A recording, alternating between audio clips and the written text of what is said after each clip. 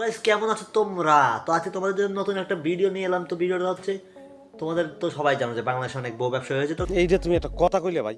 Guys তার মধ্যে একটা ফার্স্ট আবার নতুন করে 2025 সালে আপডেট হয়েছে।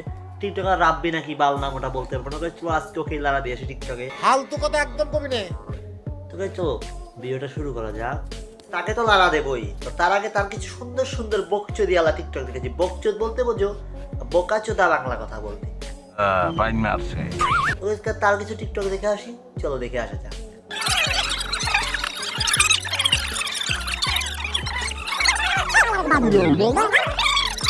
প্রথম কথা ও তো একটা বোকাচোদা আগে থেকে জানো তোমরা।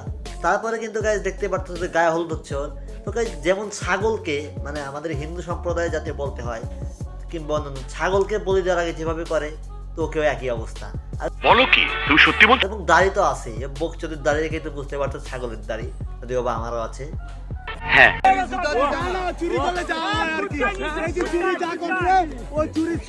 আর ভাই নেক্সট তো গাইজ এইখানে হয়েছে কি জুতা নিয়ে একটি কাহিনী হয়েছে। ঠিক আছে, তো ওর একটা জুতা আছে, জুতাটা ছিঁড়ে গেছে।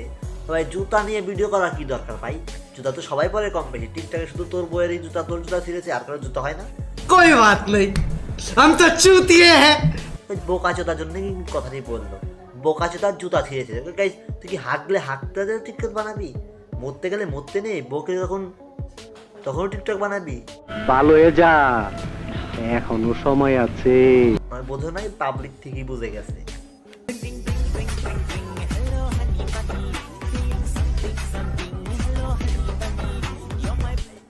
কবিতা রাব্বি ভাই, আপনার হাসিটা পুরো স্যাটটা ভাঙ্গা দাদা, স্যাটটা ভাঙ্গা।